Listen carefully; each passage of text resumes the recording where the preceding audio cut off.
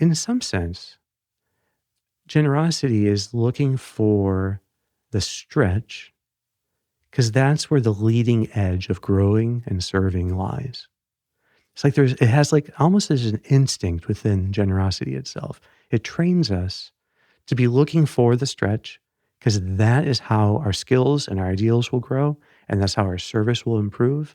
So it will actually be loving and caring for people in a much better way by doing this. It's like almost like an instinct that comes from within us. Before we get started, if you enjoy these episodes, you might want to explore more at optimalwork.com. Our website offers unique content, tools, and exercises to help you thrive at work and beyond. We have an in-depth masterclass which covers our entire theory of growth. We have daily recommendations for personalized advice, and we have a platform to help groups and organizations learn and practice optimal work together.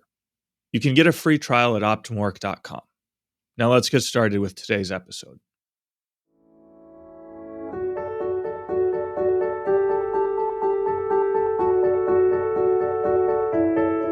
Hey, this is Sharif, here with another episode of the Optimal Work Podcast, joined by Dr. Kevin Majeres. Kevin, good to be back here with you again. Hey, Sharif, thanks for having me back. Yeah, it's nice to be back in the swing of things here, a new year. Kevin, I thought it would be good to do this week's episode on generosity, which I think is kind of like the fundamental, the foundational orientation that would be great for people to have, right? So I don't know if that sounds like a good plan to you. Yeah, it sounds great. We have spoken a lot about humility, and I always link those two virtues in my mind. So humility in some ways, and generosity. Exactly. So if humility is learning to be accepting of shame and then forgetting about yourself, already at that stage of forgetting about yourself, there's a kind of generosity. And then it's being able to prioritize the benefit of others in how you serve. So rather than serving yourself, well, that's also the real essence of generosity. So I see these two ideals as very closely linked. Mm-hmm. How much is this like a common topic in general literature of psychology? Because it's, I remember when we talked about Maslow, he talks about how at the peak of psychological health, you get to, perfect self-actualization, which is also self-transcendence. So it seems like he's kind of identifying, that you're perfectly psychologically healthy when you're perfectly generous. Is that a correct reading? I think that's of right. him? I think he understood that you actualize yourself by transcending yourself. So you grow the most by giving the most. So if you're just focusing on your own good, you're not going to have the same growth free and available to you as when you really focus on serving the others and the common good. So I think it goes right back. But what's interesting is I think I have never heard a psychologist or psychiatrist speak about generosity in my entire life. So maybe it is one of the ideals that people are most afraid of. Maybe the only ideal that's scarier to people is obedience. So you talk about obedience, and people freak out. Yeah. So we will never do a podcast on obedience. But when it comes to generosity, one of my early jobs, this was my first job as a software engineer, and my boss was kind of asking about things about me, and I said, well, one of my favorite virtues is obedience. And he really liked that. I mean, he thought, wow, this is great. Finally, like a software engineer. Yeah, it's one in a million. Can you imagine? Yeah. Exactly. So I think that people have this fear of generosity, of even hearing about it, because they equate it with somehow, it's like they think of it, let me put it this way, as self-destructive, self-sacrificing. So that a person who's already like giving all that they can and then say their spouse demands they be more generous. But I think it's really clear that I'm not talking about generosity here as a quality that others demand of us. I'm talking about the free act of wanting to be more generous because you're now working more from love than from fear. And I think that humility was essential for that translation, because the deepest fear we have is the fear of somehow being disgraced in the eyes of others. That's what shame is. And so many things that people pursue in life, all the outcomes like wealth and power and position, uh, even like who they associate with and how those people look, in a way, it's all meant to be a buffer against shame. It's interesting how so many outcomes that we are easily enslaved to are really meant to be protection against shame. And it's just because we'd be embarrassed or ashamed of not possessing something or of not having this kind of child or whatever, job or whatever it might be. So humility allows us to be accepting of it, and forgetting about ourselves, so that really then love can start to take over. And we can start to really be with the people attentively that are in our life, give our best attention to them. And I think that sense is that with humility, you have this new capability to form bonds with others. But then generosity is how you deepen the bond. Before we continue, a brief message. If you're benefiting from these discussions, please hit like and subscribe to our channel. Doing so helps us reach more people. So you're not just learning yourself, you're helping others discover a path to growth and flourishing too. Thanks so much for your support. Enjoy the rest of the episode. Mhm. Now, okay, I have one quick question and then one follow-up question. So the quick question is, you mentioned that nobody uses the word generosity, but Maslow Mhm. has kind of a similar concept. So do you mean Mhm. even Maslow doesn't use the word, or do you mean nobody has this general Yeah. concept of self-transcendence? Yeah, I think that I have not seen in, let me say, the positive psychology literature, I have not seen generosity explicitly studied. And so as far as the normal things, gratitude, oh, look, that's studied all the time. Compassion is studied all the time. And being thoughtful and caring, and these things do find expression. I think generosity is, for some reason, one now I haven't like read the entire literature, so it could be that there are really great researchers out there who have actually studied generosity, and I'll comment in the future if I find them. So if any listener, but it's just not something you commonly hear. And certainly when I think of my own training at the Beck Institute and also in residency at UT Southwestern, I don't think that it would have been on the radar that somehow helping people be generous. Actually, I remember thinking about this back in early in my residency. I read a book by Dale Carnegie called Stop Worrying and Start Living. And Dale Carnegie's theory in that book is that if you can successfully transfer your attention to how you can benefit others, so many of your own problems will be put in proper perspective and will be easier to manage. So it's kind of all said in the title. It's one of these books where the title kind of says it all. But it's like, but the idea is if you really just, put as your priority, trying to make life better for others, and your life will actually get better. So that's really talking about how I'm seeing generosity, and it really produces a profound transformation in us the more we deliberately aim for it in the course of our day. Now, Kevin, so one thing I do, as you know, is mentor people and students, professionals. And I guess sometimes it's easy to get caught in like smaller picture things, like setting Hmm. a goal to, I don't know, overcome procrastination in this area, or to, start your work with the most difficult task, or, something like this, like these smaller scale strategies. But in your experience with working with people, is generosity like something that, okay, you have to build up towards, or is it just like the foundational thing that, hey, you should always be going back to that and trying to help people develop a spirit of generosity and don't worry too much about these smaller things? Or like, how does it relate to these more maybe tactical kind of changes you could make in your behavior? Yeah, it's a great question. There is, I think right now there's an entire generation of particularly young men who are not giving their best to life because they don't really see the purpose. I think that they desperately need people to speak to their generosity. They need people that will speak to like a reason to actually be like giving of themselves. I think there's a huge like noble hearts need noble motives to give their best energies. And I think that the younger generation, they have potentially very noble hearts. But somehow, if it's just about seeking more comfort, more consumer goods, more safety and finances, and they're kind of wanting to check out of all of that. So it's interesting that you see in the younger generation a greater willingness to be, um, I think, to be challenged, to give their best to bigger causes. And there, I think, is going to be increasingly a hunger for great causes among younger people. Maybe this is, you see younger people are actually now practicing religion more than some of the older groups, and they don't want any kind of what they perceive as a watered down version. They want the full demanding version. I think we're only going to be seeing more of that.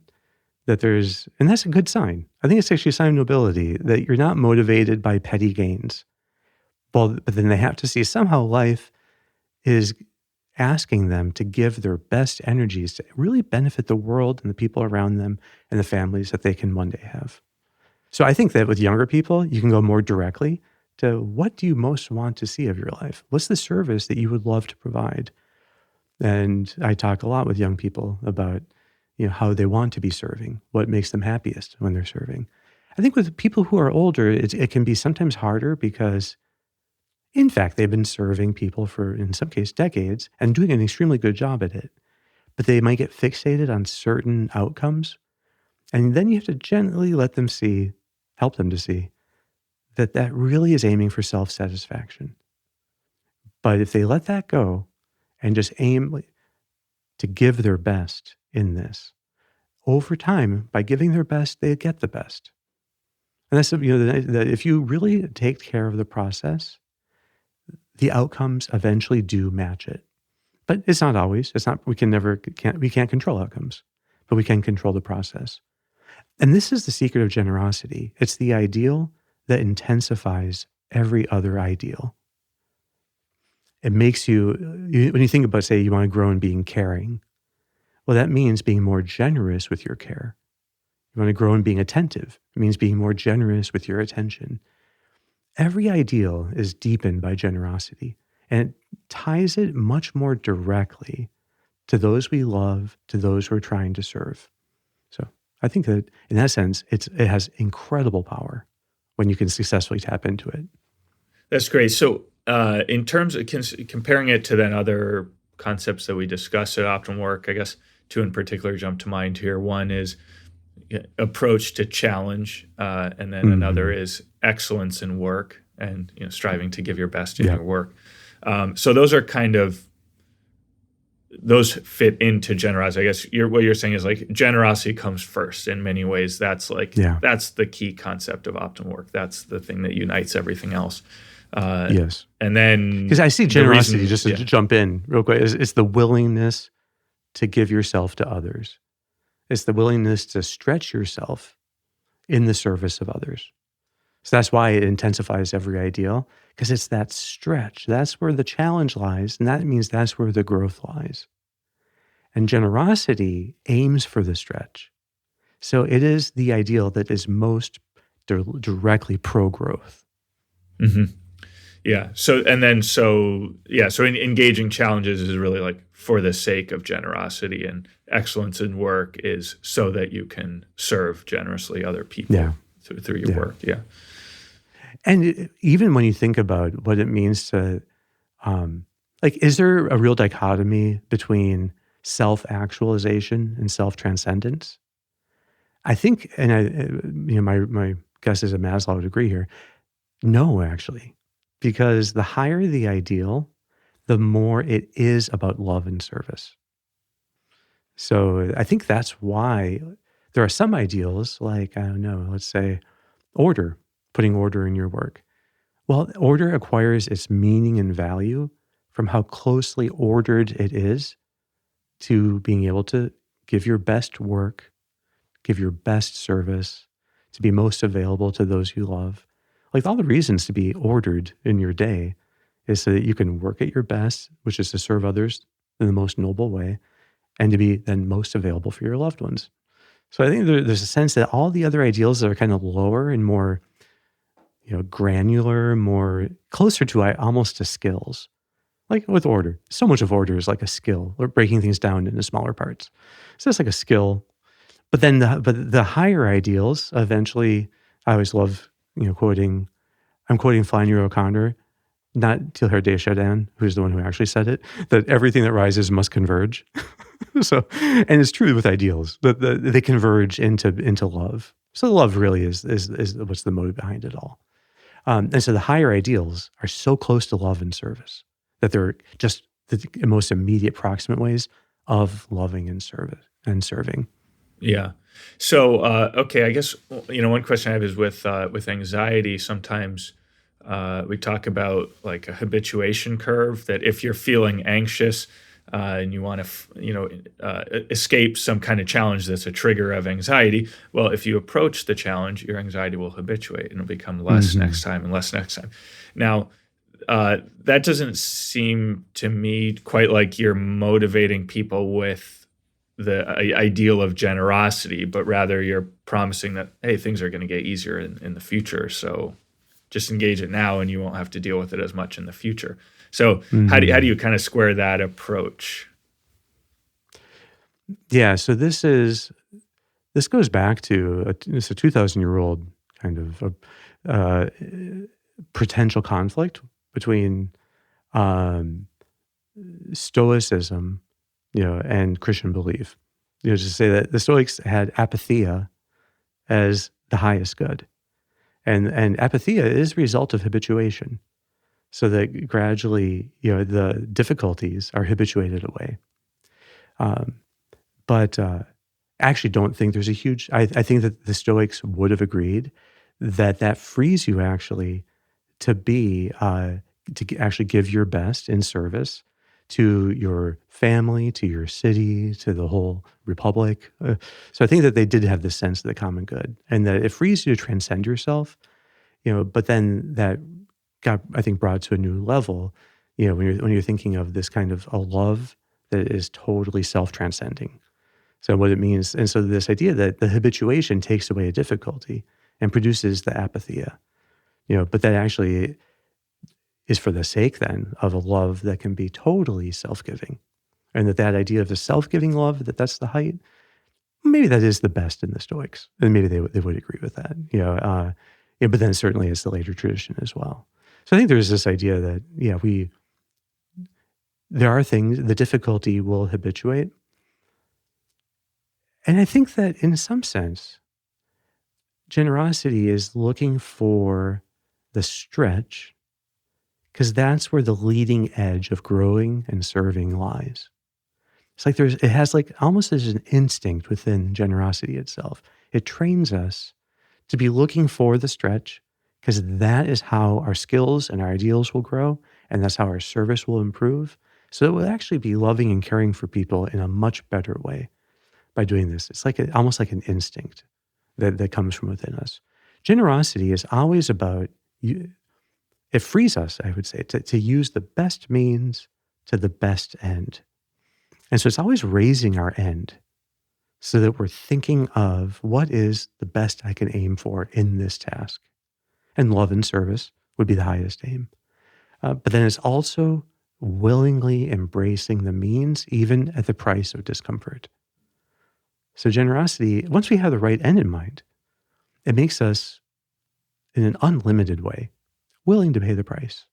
That as long as the end is reasonable and the means are reasonable, then we accept the discomfort that might come along. Hmm. So, Kevin, how then is generosity, produced or developed in us or in others? I mean, is it the moment of just like, or is it the fruit of just one moment of like a transformation when you kind of realize, oh, this is how I have to live, and then I'll change, and then you live, do something different, or is it something that's built up bit by bit, or is it both? Or I mean, how do you Yeah. think of that? Well, one thing is, if we could have the habit, I mean, I think it has to be repeated a number of times as a short answer, but I wouldn't denigrate the value of having some moments where you really commit yourself to it.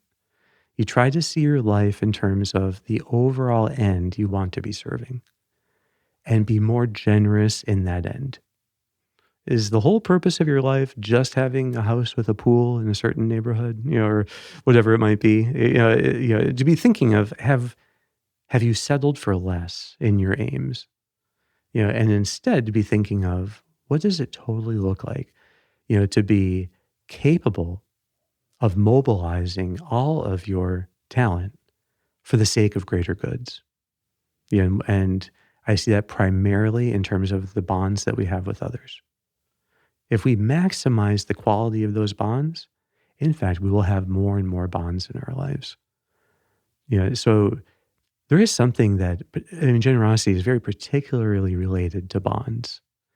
That's why it's not purely instrumental.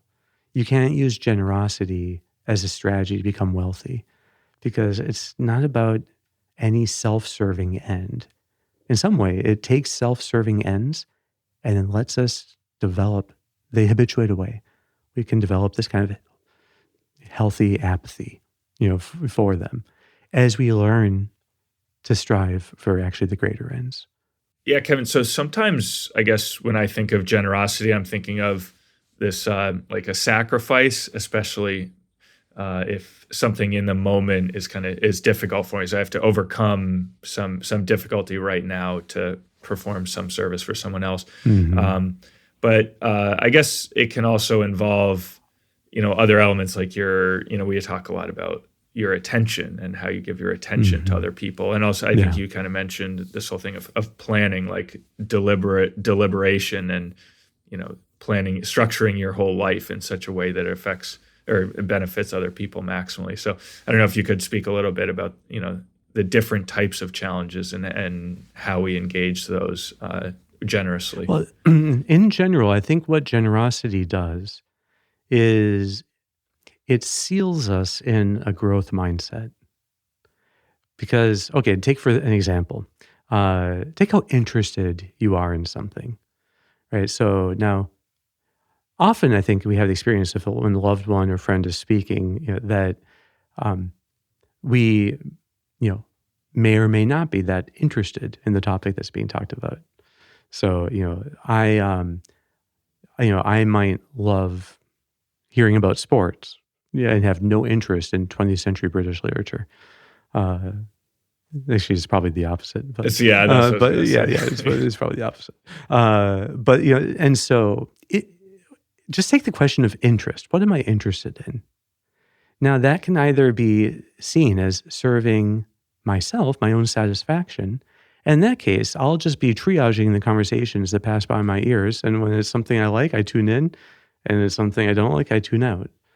But that would be like a self-serving use of interest as a concept. And what that does is it leaves my interest generally as something fixed. Like, oh, I'm either interested in it or I'm not interested in it. So if I'm not interested in, hearing about the sporting game, then I just will never be. But if you could think of your interest as something that you can generously invest in others, in their lives, in the things that interest them, that actually now you see that how interested you are is something that is flexible and free. And with generosity, you can deploy it more and more willingly at things farther from your own native interests. So you get interested, in all of these things. I mean, parents experience that when they get really interested in dinosaurs because one of their children has gotten interested in dinosaurs. And so now so I think that it's just a natural thing of love that we tend to take on the interests of others. But sometimes we didn't uncover that there's a little lack of generosity and lack of being loving until we realized that, wow, my sense of being interested was totally fixed. And now I can actually be, so you can exercise generosity then by investing your interestedness in others. And then you can become more interested in other people and in a wider variety of people. And that's also why if you can really practice that in one relationship and do that bond very well, learn how to be generous with your interestedness. Well, you'll find then it's much easier to do with other people too. and you get more and more practice throughout your life. And the more you're genuinely interested in other people, the easier it is to form bonds, and the more interested you get actually in their good and in serving them. So it's a virtuous cycle. Hmm. That's great. Well, Kevin, I have one last question for you, which is, All right. so the other virtue of prudence, which is like practical wisdom, how do you right Mhm. reason in action, could seem to be maybe incline us away from generosity. It's like, well, I don't really think that's the right thing to do, the prudent thing to do, to be Yeah. so generous with my time. So, and it seems like in a lot of cases, being generous has to be kind of like tempered by prudence. So we can't just spend all our time developing in ourselves the Yeah. interests that we see in the people around us. It's like, well, I have a job too, so I can't Yeah. just spend hours and hours reading up on everything that every person I know is interested in. So how do we, so generosity, it isn't always obvious how to live it, maybe. I mean, is that right? hmm I think if we are talking about generosity is, like this willingness to embrace fully the right means to the right end. If you understand generosity correctly, it is the perfection of prudence. And so many of the times we don't do the right thing is because we didn't have the right end. Oh, that's imprudent. And so if you are aiming only for your own social advancement and never for the good of your friends, that's not prudent, actually. So prudence here would be seeking truly the greater good, seeking the good of your loved ones. Uh, Also, then many times the reason that even if we have the right end, so uh, you could imagine, I don't know, a teacher wants their students to be thriving and successful in life, and let's say that's a good end. And then but then isn't really willing to use the right means and instead gives all the students A's, no matter how much effort they put in. So it seems like it's helping them toward the right end, but it's actually not the right means. The harder thing would be giving the feedback that they needed, giving them the real lessons that they needed so that they're more resilient and more equipped to thrive in the future. So I think that generosity means the willingness to, for that, like in that case of the teacher, to embrace the difficult task of disciplining a class, of teaching them consequences, of helping them to learn how to apply in their best efforts so that they can get the best results. So not just giving everyone the A. So you could have, so there's ways in which when we're generous and we rightly understand generosity, it means that there's a discomfort involved in the right means and the right end that we're totally willing to embrace. And so it's this kind of willingness. So it means that we're able to make the right sacrifice inside. And it always means we're sacrificing some kind of short-term discomfort for a long-term benefit to others. And it always comes back to ourselves. We benefit the most when we're helping others. It's always better for us to give than to receive. And ultimately, and the more we give to others, the more we always will in some way receive back. But if it's at the cost of prudence, it's not true generosity, I would say. Wonderful. Well, Kevin, that's Yeah. a Yeah. great It's answer something to for my us to, question. yeah. We can talk more about because I think there's more to be said on concepts like adverse reliance and where you're enabling other people and their bad behavior, or pathological altruism, and the savior complex. There's all these senses in which there are false senses of generosity that it would actually be good for us also to cover at some point. To do a follow-up episode. Sounds great. All right, Sharif. Okay, well, Kevin, thanks so much. Thanks so much. All right, we'll be back next week. Thanks for tuning in to today's episode. If you enjoyed our conversation and you're looking for more in-depth guidance, check out optimalwork.com, our platform of content, tools, and exercises that will help you thrive at work and beyond. See you next week.